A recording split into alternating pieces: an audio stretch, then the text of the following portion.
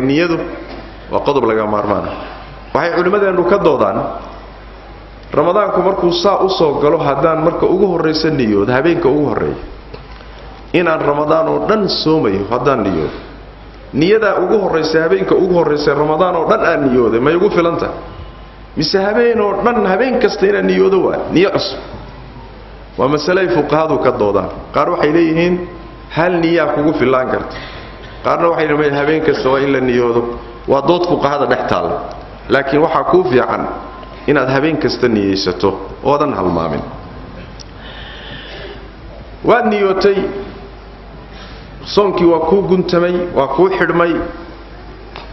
waagi baa ku bari waxa laga rabaa inaad iska ilaaliso wixii soonkaaga wax yeelaya oo laba qaybood ah soonkii ku xidhmay wax furaya oo burinaya iyo soonkii ku xidhmay ajirkiisa wax dhaawacaya labadaaba inaad iska ilaaliso soonka maxaa furo jabiya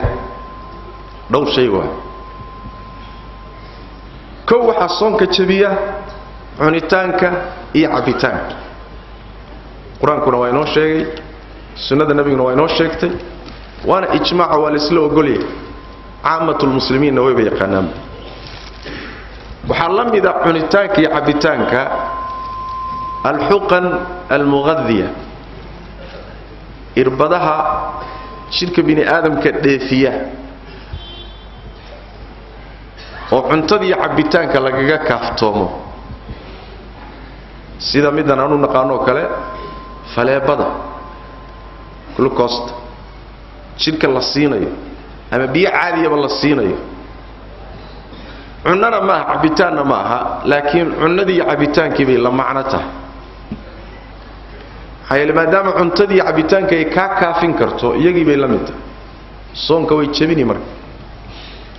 waxa ka duwan irbadahan caadiga jirka dheefinaynin cunto iyo cabitaanna aan ka kaafinaynin laakiin daawo ahaan loo qaadanayo musliim waxa isku durtay musliim baad isku durtay bashiliin baad isku durtay xanuun baa ku haya kuwaasi jirka waxa ma geliyaan xanuun un bay la dagaalamaan kuwaasi marka soon ma jabiyaan laakiin kuwa dheefta siinaya jirka kuwaasi way jabinayaan waxa la mid ah oo iyadana soonkaaga inaad ka ilaaliso u baahan inaad iska mantajiso mantagu hadduu sidiisa kaaga yimaado iska siidaa waxba soonkaaga yeelmaayo cashanin laakiin adigu ha iska keenin saas daraadeed baa nabigeenu sallallahu alayhi wasallam ruuxii soonku ka qaalib noqdo qasbo oo sidiisa uga yimaado qalla laguma leh soonkiisa iska wadanaya waman istaqaa falyaqdi ruuxiisa iska mantajiya ha qallayo nabiga sallallahu alayhi wasallam waxa kamid ah culimada badankood qaban jamaahiirtoodu qabaan inzaalul maniyi bi shahwa inaad biyaha iska keento manida ah shahwana isaga keento adigu ama gacantaada isticmaal ama muxuu ahaayay islaanta taabo hadaabad adiga sabab aad leedahay ku soo saarto shahwana biyahaasi ku soo baxaan culimada jamaahiirtoodu waxay qabaan soonku waa jabay dood baa ku jirta fuqahada qaarkood ay ka doodsan yihiin طيب waxa kamid ah waxyaalaha soonka jabiya alhayd wa nifaas dumarku khaas ku yahay labada dhiig ee dumarka ku dhaca caadada iyo midka dhalmada labadaasina haweenta iyadoo sooman haday ku dhacaan soonku waa jabaya hatta maalinto ilbiriqsi ka laabantay qorraxdu inay dhacdo hadduu dhiigga caadadu ku dhaco maalintaasi ma xisaabsana ayadoo dhiiggaasi hayana soomba u xidhmi maayo mana xidhmayo soonkii oo xidhmay haday yimaadaana way jabinayaan qallana waa laga rabaa xadiista nabiga cadaysay taa iyada waxa dhixaado soonka jabiya galmada aljimaac wal wiqaa galmadu iyadana soonka way jabisaa ninkii galmo soonkiisa ku jabiyayna inta kale aan soo sheegnay qallo baa laga rabaa laakiin galmada qallana waa laga rabaa kafaarana waa laga rabaa hayta kafaaradu inuu adoon xoreeyo hadduu heli waayo ama kari waayo marka wuxuu soomayaa 2 bilood oo isku xigta ramadaan kadib hadduu kari waayo 60 miskiin buu quudinaya kafaarada culusna waa laga rabaa ruuxii galma ku jabiya soonkiisa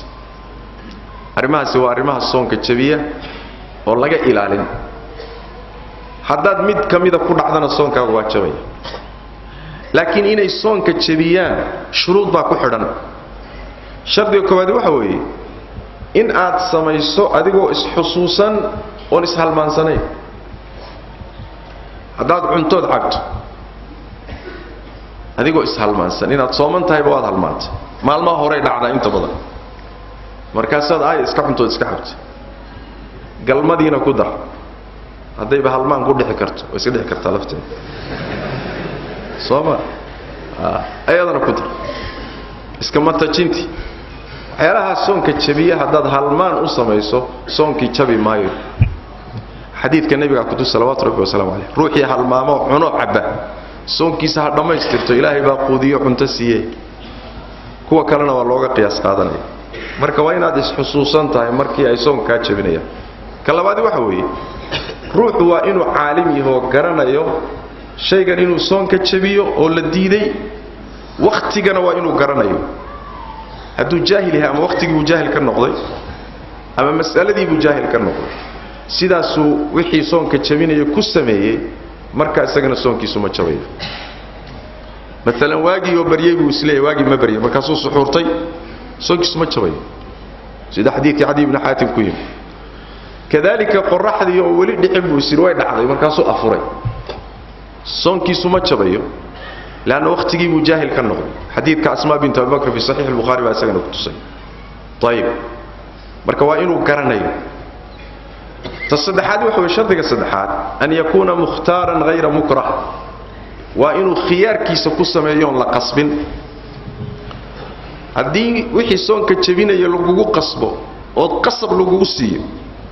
مركا إيضنا مكره سون كتشبي ماي سيد علماء القاركود قبان وحيالها سمركا وحيالها سون كتشبية هي شروط كتشبين